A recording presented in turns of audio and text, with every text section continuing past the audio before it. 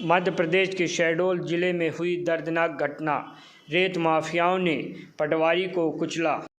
तहसीलदार के आदेश से पेट्रोलिंग करने गए पटवारी को ट्रैक्टर चालक ने कुचल दिया, जिससे उसकी मौके में मौत हो गई। उसके बाद जिले का प्रशासन जागा और आरोपी को गिरफ्तार कर लिया है। आइए हम आपको सुनाते हैं जिले के एसपी और कलेक्टर ने क्या कहा।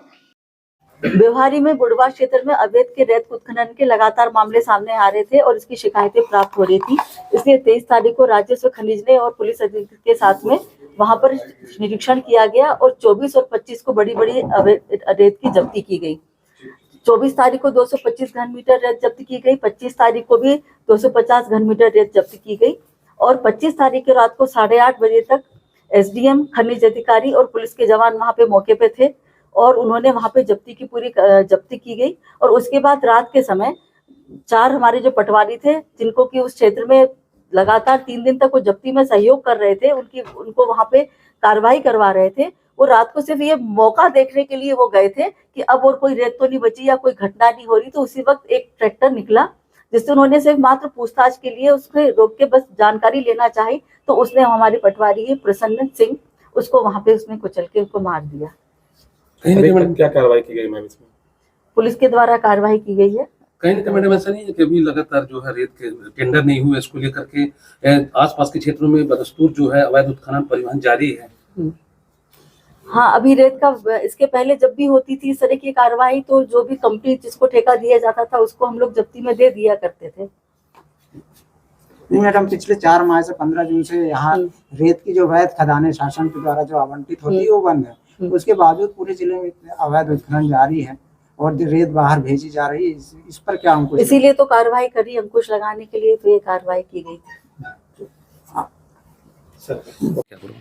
इसमें रात में जब सूचना प्राप्त हुई थी तो 3 थानों का पुलिस बल मौके पर तत्काल पहुंच गया था और रात में ही वहां से शव को हटाना और पंचनामी कार्रवाई की गई। इसके उपरांत जो मुख्य आरोपी था उसको भी राउंड अप कर लिया गया है।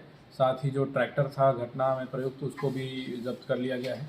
एफआईआर भी कर दी गई है और माननीय एडी साहब के द्वारा इसमें 30,000 का इनाम भी घोषित था, तो इसकी गिरफ्तारी भी तत्काल हो चुकी है। सर, ये पटवारी वहाँ पे कार्रवाई के लिए गए थे क्या?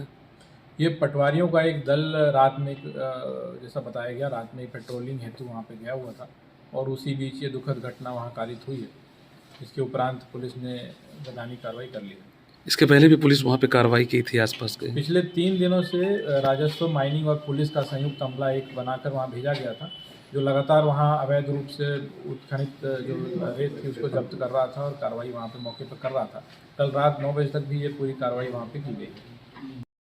सुनिए बीजेपी मीडिया प्रभारी आशीष अग्रवाल ने उक्त घटना पर क्या कहा। देखिए, अपराधी पर कल रात ही इनाम घोषित हो गया था, उसको पकड़ लिया गया है, ट्रैक्टर जब्त कर लिया गया है और इससे जुड़े हुए जो भी और लोग हैं उनको नहीं छोड़ा जाएगा।